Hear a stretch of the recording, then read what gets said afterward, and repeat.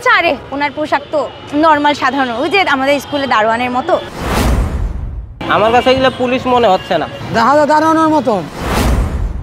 এই দারোয়ান দেখে তো আমাদের কোনো আশাও না যায়ও না। পুলিশের ওই রকম একটা ভয় ছিল, এখন আর সেটা পাবে না।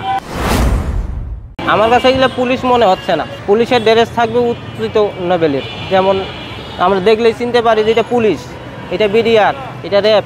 এরকম যদি আমরা না চিনতে পারি, এই দারোয়ান দেখে তো আমাদের কোনো আশাও না যায়ও না। কীভাবে বলবো যেটা চিনতেই পারা যায় না যে এটা পুলিশ না সিকিউরিটি, এটা কেমনে কী বলবো।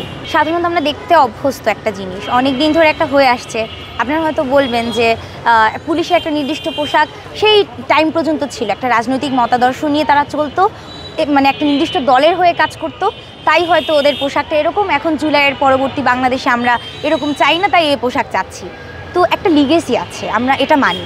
এবং পুলিশের যে পোশাকটা, এটা আইন শৃঙ্খলা রক্ষাকারী বাহিনী তারা, তো আমরা তাদেরকে দেখে একটু ভয় পাবো, তারা অন্যায়ের প্রতিবাদ করবে, যে কোনো সমস্যায় ওরা সামনে এগিয়ে আসবে, এটাই তো আমাদের প্রত্যাশা।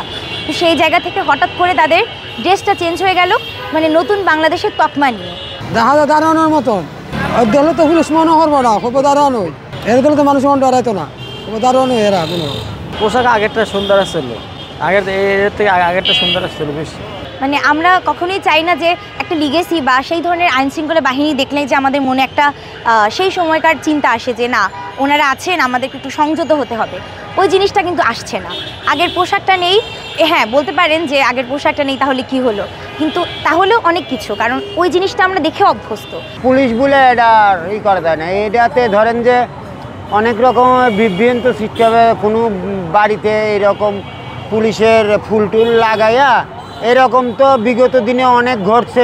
এখন বর্তমানে এটাতে আরও বেশি পুলিশের বদনাম এমনিও হয়েছে, আরও হবে এই ড্রেসে।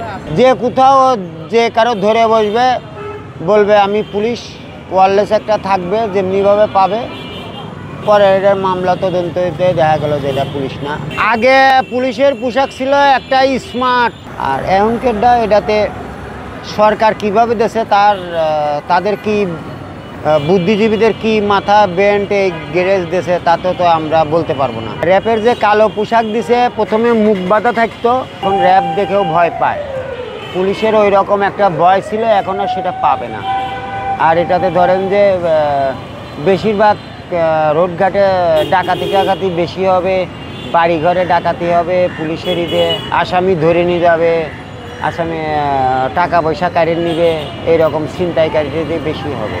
হুট করে একটা পোশাক আসলে আপনি হয়তো শিক্ষিত মানুষ, দু একজন বুঝতে পারবো, কিন্তু অধিকাংশ জনগণ বা আপামর সাধারণ জনগণের কষ্ট হবে। এবং তারাও হয়তো অনেক সময় আচ্ছা আরে ওনার পোশাক তো নর্মাল সাধারণ, ওই যে আমাদের স্কুলে দারোয়ানের মতো, হবে না, ওটা আসলে তারা আমলেই নেবে না পুলিশকে।